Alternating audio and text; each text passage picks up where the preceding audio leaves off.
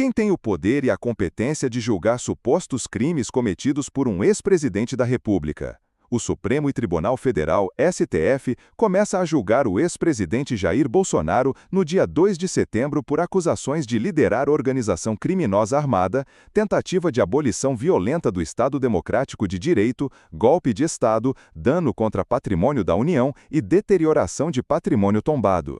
Ao longo da última década, esta é a segunda vez que a justiça brasileira é encarregada de julgar um ex-presidente. Em 2017, o atual presidente Luiz Inácio Lula da Silva, que na época não estava no cargo, tendo sido presidente por 2 mandatos, foi condenado a 9 anos e 6 meses de prisão no caso da compra e reforma de um apartamento em Guarujá, no litoral de São Paulo.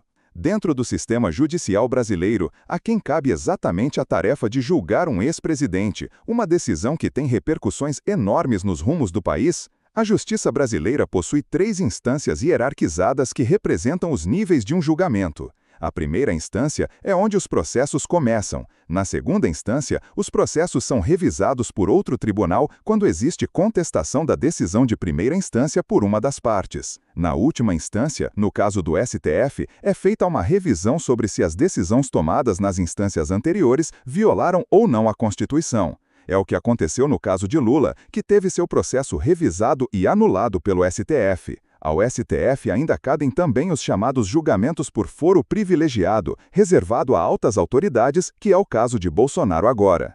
A questão da competência, ou seja, de quem na justiça deve julgar um caso, é fundamental dentro do processo.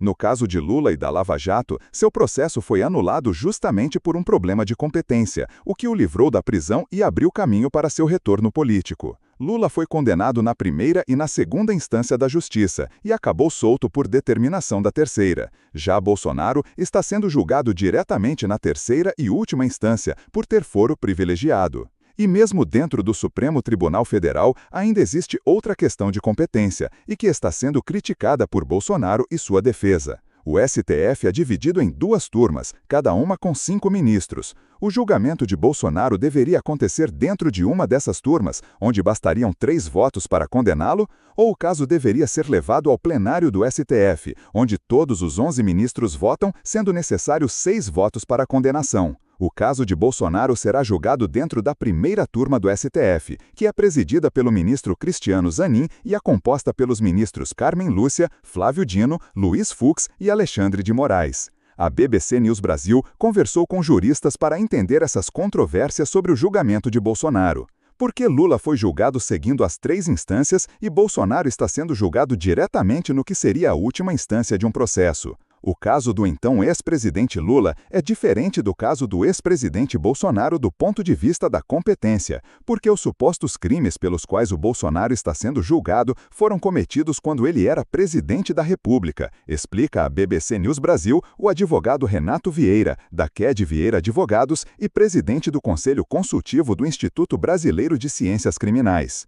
Tanto Lula quanto Bolsonaro já haviam deixado o cargo quando foram indiciados. Mas no caso de Lula, o crime do qual ele fora acusado, de corrupção na compra do apartamento no Guarujá, teria ocorrido fora de seu mandato. Já os crimes atribuídos a Bolsonaro teriam ocorrido ainda no seu mandato como presidente, já que a suposta tentativa de golpe aconteceu antes da terceira posse de Lula em dezembro de 2022. Nesse caso, nós temos incidência de uma norma constitucional que reserva a competência da Suprema Corte para esses casos para processar ministros de Estado, seus próprios ministros, o Procurador-Geral da República, o Presidente da República e outras autoridades. Essa norma é o foro por prerrogativa de cargo, conhecido como foro privilegiado, e que é alvo de intensos debates políticos no Brasil. O princípio do foro privilegiado é proteger autoridades, presidentes, ministros e parlamentares, por exemplo, de abusos da justiça que possam impedir que eles exerçam seus cargos. Sem o foro privilegiado, em tese, qualquer juiz em primeira instância poderia aceitar uma denúncia contra um presidente, e há mais de 18 mil juízes no Brasil. O Supremo já oscilou bastante em relação a quem tem ou não essa prerrogativa depois que deixa o cargo, disse a BBC News Brasil a advogada Mariane de Matos Aquino, da Garcia Campos Advogados e autora de um artigo discutindo as competências dos julgamentos de Lula e Bolsonaro.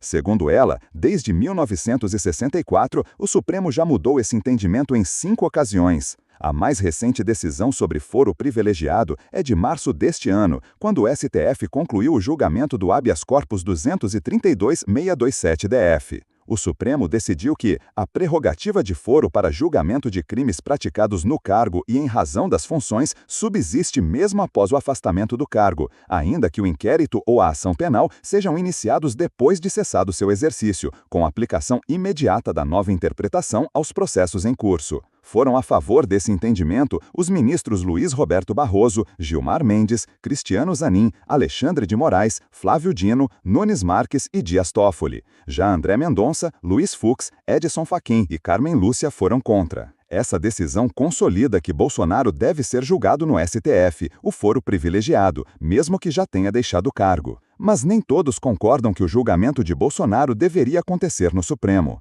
A advogada Maíra Biachon Salome, do escritório Salome Advocacia Criminal e vice-presidente da Comissão de Estudos de Direito Penal do Instituto dos Advogados de São Paulo, o caso de Bolsonaro deveria estar correndo desde a primeira instância da Justiça, assim como aconteceu com Lula.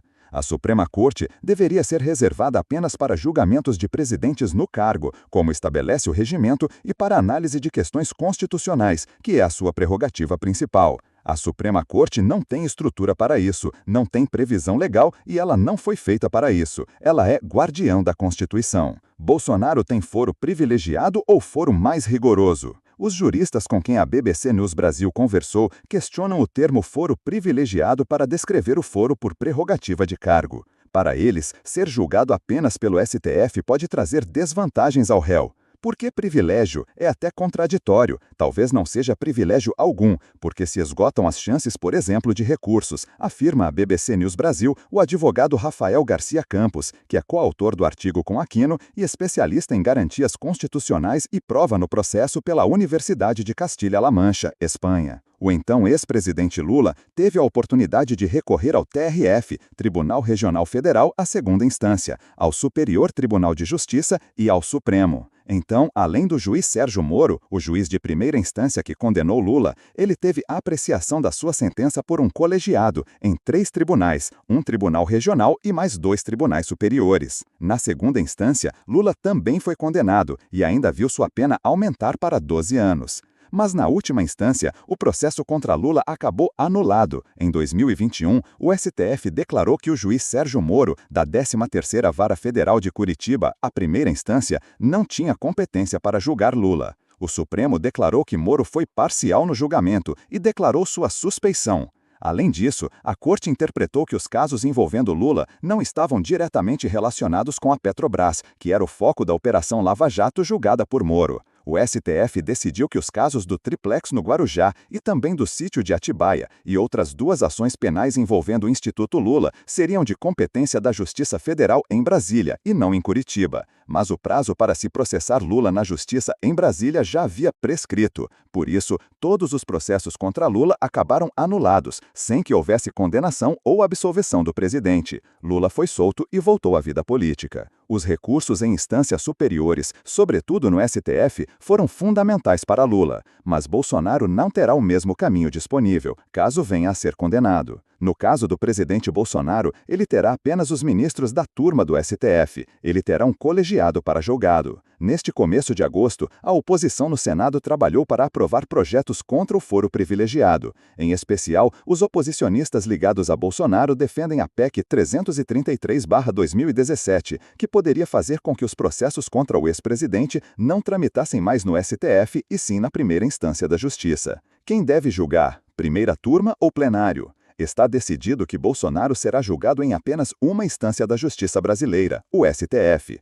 Mas mesmo dentro da casa, ainda há outra questão de competência. O ex-presidente deve ser julgado apenas por uma das 2 turmas, ou seu caso deve ir ao plenário, onde a decisão seria de todo o colegiado do Supremo? Os juristas com quem a BBC News Brasil divergem sobre de quem seria a atribuição, do plenário ou das turmas, como está acontecendo agora. Para os advogados Renato Vieira, Mariane de Matos Aquino e Rafael Garcia Campos, o julgamento de ex-presidentes no plenário está previsto em lei. O artigo 5 do Regimento Interno do STF afirma que compete ao plenário processar e julgar originariamente nos crimes comuns o presidente da República, o vice-presidente da República, o presidente do Senado Federal, o presidente da Câmara dos Deputados, os ministros do Supremo Tribunal Federal e o Procurador-Geral da República. Já o artigo 9 do mesmo regimento fala que a competência das turmas julgar deputados e senadores, assim como ex-ocupantes desses cargos. Vieira afirma que houve uma interpretação confusa por parte do STF de emendas recentes que acabaram levando o julgamento de Bolsonaro à primeira turma. O problema é que o regimento fala apenas sobre quem deve julgar presidentes, senadores e deputados, mas não trata especificamente de ex-presidentes. Vieira afirma que houve uma confusão dessas interpretações, porque houve de 2014 para cá 3 emendas regimentais que alteraram a competência do Pleno versus a competência das turmas. Segundo ele, o objetivo de se julgar em turmas é dar maior rapidez aos processos, já que o excesso de casos julgados no plenário estaria atravancando a pauta dos ministros. Faz sentido, mas a solução para isso não passa por, no decorrer de uma investigação e de uma apuração, você retirar a competência do órgão plenário que até já apreciou casos com magnitude muito menor.